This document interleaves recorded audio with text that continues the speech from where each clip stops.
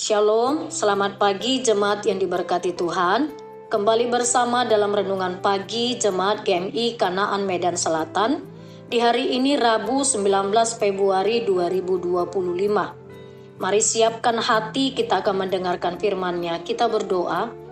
Maha besar Engkau Allah yang kami sembah di dalam nama Tuhan Yesus Kristus, Juru Selamat pribadi kami, Juru Selamat dunia.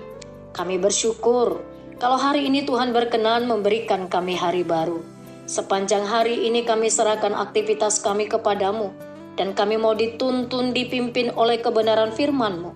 Berbicaralah Engkau kepada setiap kami secara pribadi. Kami siap untuk mendengarkan firman-Mu. Dalam nama Tuhan Yesus kami berdoa. Amin. Sesuai dengan Almanak Gereja Metodis Indonesia, firman Tuhan pagi ini dari 1 Samuel pasalnya yang kedua ayat 1 sampai ayat yang ke-10. Jemaat terkasih, saya berharap kita membaca teks ini secara utuh. Saya membaca di ayat 1 sampai ayat 2, demikian firman Tuhan. Lalu Hana berdoa, hatiku bergembira dalam Tuhan, tanduk kekuatanku ditinggikan oleh Tuhan, mulutku menertawai musuh-musuhku, sebab aku bersuka cita atas pertolongan-Mu. Tidak ada yang kudus seperti Tuhan, sebab tidak ada yang lain kecuali Engkau, dan tidak ada gunung batu seperti Allah kita. Amin.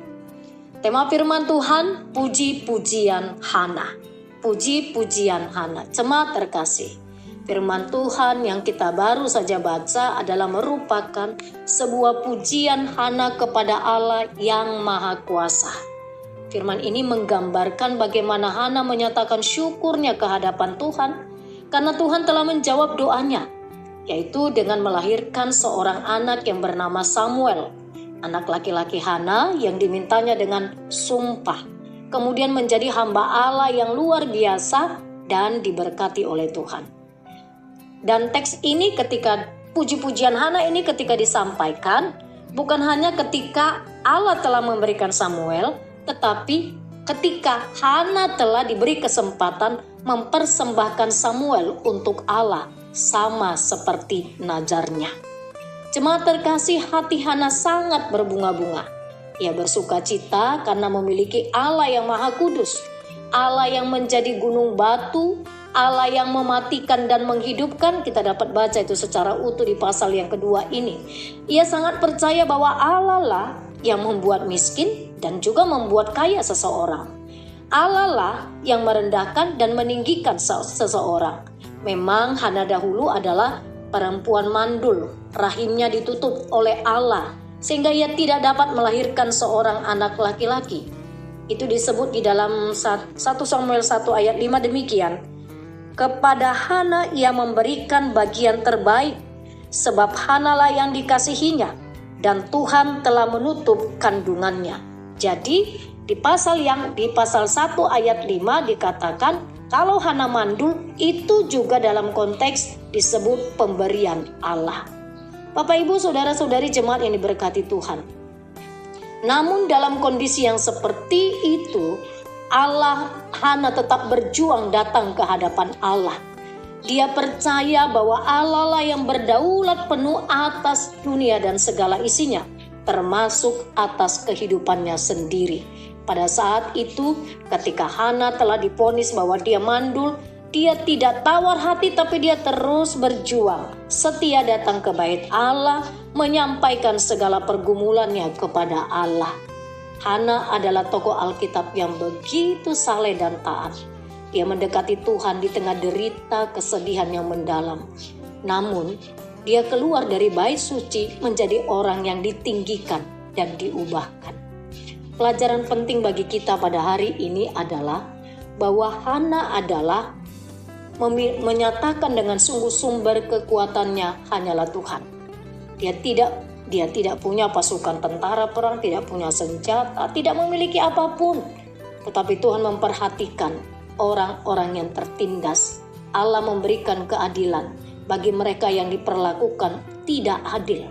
Kita tahu bagaimana penderitaan Hana ketika Penina madunya menghinakan dia.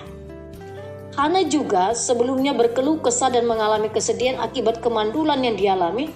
Namun, Hana tetap berseru kepada Tuhan melalui doanya. Ketika Tuhan menjawab doa-doanya dan memberikan dia seorang anak yang akan memimpin umat Israel, jemaat terkasih, membuat Hana semakin sungguh-sungguh berseru kepada Tuhan. Dalam kehidupan kita barangkali kita pernah diremehkan atau disudutkan oleh lingkungan kita karena kekurangan atau karena kelemahan kita, atau mungkin juga karena status sosial kita, atau karena apapun itu.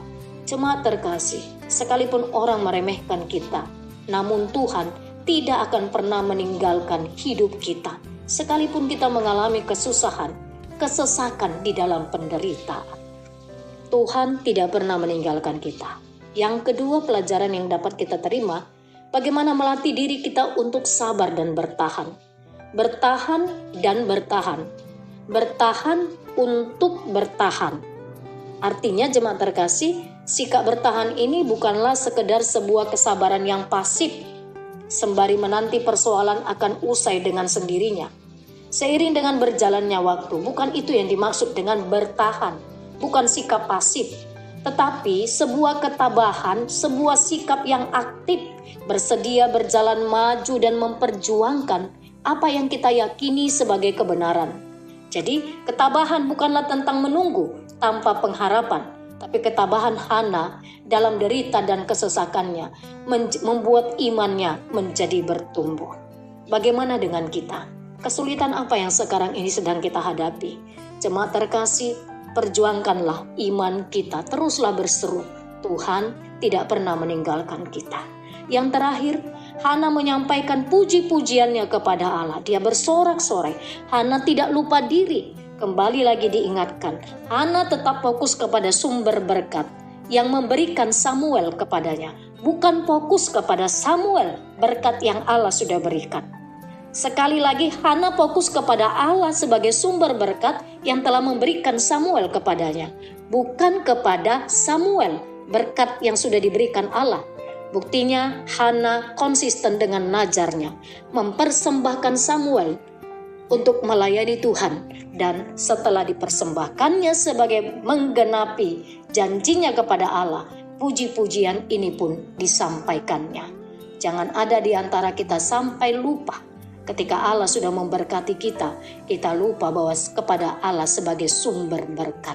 Ketika Allah memberkati kita, jangan sampai berkat itu membuat kita jauh dari Tuhan. Mari bersama-sama jemaat terkasih, sampaikanlah puji-pujian kepada Allah dengan segenap hati kita, di dalam penderitaan sekalipun, maupun di dalam keadaan sukacita. Selamat memuji Tuhan. Amin. Kita berdoa. Bapa Surgawi, terima kasih untuk firman-Mu sudah kami dengarkan. Tolong kami menghidupi kebenaran firman-Mu, agar setiap waktu hati kami meluap dengan puji-pujian ucapan syukur atas kasih Allah kepada kami yang dari kekal sampai kekal. Semua aktivitas satu hari ini kami serahkan kepadamu, Tuhan yang memimpin dan memberkati kami sepanjang hari ini. Kami menyerahkan terus untuk pelayanan kami di GMI Kanaan Medan Selatan. Tuhan yang memberkati seluruh pelayanan kami, bahkan kami seluruh para pelayan, para pendeta, para majelis, live speaker, guru-guru sekolah minggu, tim ibadah sesi 1, koster di gereja, bahkan seluruh yang ambil bagian dalam pelayanan. Tuhan, berkatilah kami supaya kami sungguh-sungguh merespon pelayanan ini dengan takut akan Tuhan, dengan penyembahan kami yang sungguh kepada Tuhan. Bapa yang di sorga, kami juga menyerahkan untuk jemaat-Mu yang mengalami kelemahan tubuh. Kami terus membawa kepadamu Bapak Shalom Shibarani dalam proses pemulihan kesembuhannya. Kami taruh di tangan Tuhan biar kesembuhan yang sempurna terjadi atasnya. Bapak, kami juga menyerahkan untuk Bapak Ramses Tampu Bolon, biarlah Engkau yang terus memberkati dan memberikan kekuatan kepadanya untuk berjuang melawan penyakitnya, dan percaya waktu Tuhan untuk menyembuhkan adalah waktu yang terbaik. Bapak, kami juga menaikkan syukur untuk jemaat Tuhan yang berulang tahun pada hari ini. Ada anak kami, Kenny Angel Manik. hari ini genap berusia 25 tahun. Berkatilah kehidupan anak kami Kenny, masa depannya kami taruh di tangan Tuhan. Berkati kesehatannya, damai sejahtera Allah tinggal tetap dalam hidupnya. Kami percaya anak kami ini akan bertumbuh dan anak menjadi anak yang takut akan Tuhan. Terima kasih Bapa yang baik, terpuji termulialah Engkau. Di dalam nama Tuhan Yesus Kristus kami berdoa. Amin. Shalom jemaat terkasih, Tuhan Yesus memberkati.